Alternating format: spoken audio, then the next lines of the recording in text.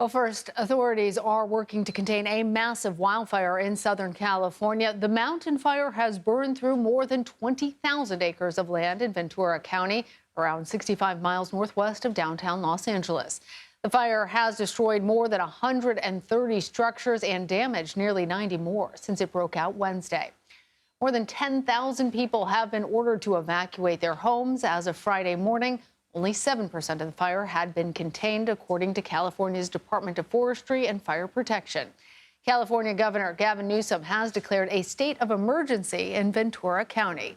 And that's where we find CBS News correspondent Danya Bacchus. She is in Camarillo. Danya, what are the conditions like on the ground there?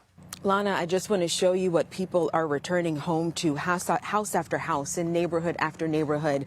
Many people are returning home to situations like this, where this is all that's left of their homes. We know from looking on Zillow that this was a 5-bedroom, nearly 3,500 square foot home that's now been reduced to rubble by this fast moving mountain fire. And we've seen people in these neighborhoods as they return home to see this. And many times you just see them, of course, stand in their driveways, walk up in just complete disbelief and complete awe of the damage that was done by this fire. We've been able to speak to some people who say that it happened so quickly. One woman said she simply went to go grab some lunch. She noticed some smoke, didn't think much of it, because fires are common in this area, went to grab some lunch, and by the time she came back, her neighbor's house looked just like this one. Her home was spared, but her neighbor's house looked just like this one, and she said it was within an hour's time. So right now, we do know that people are now in the process of trying to figure out what's going to be next for them.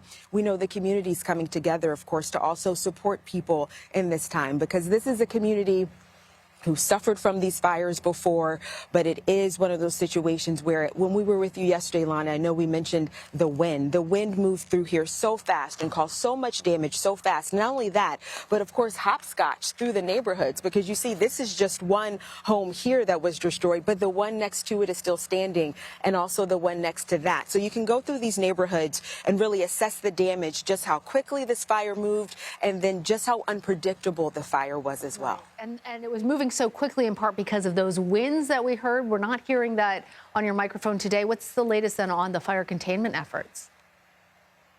You're right. The winds have died down significantly. Those Santa Ana winds, that was the really driving force of this fire, how it moved so quickly and was so unpredictable, carrying embers up to 3 miles at times. We do know that firefighters are happy that the winds have died down. They were waiting for this to happen so that they can continue their firefighting efforts and really get a handle on this. There are more than 2,500 firefighters from across the state who are now trying to contain this fire that we do know has some containment, but still not a major containment, meaning that they are making progress, but in no way are they near complete, that they have, can say that they're completely done with fighting this fire. They're going to be fighting throughout the weekends. We do know that they've been fighting it from the ground. They have people on the ground, and then also from the air. They have water tankers that have been making water drops. And we know that when they do drop that water, it's about 2,600 gallons of water that they're dropping each time. All right.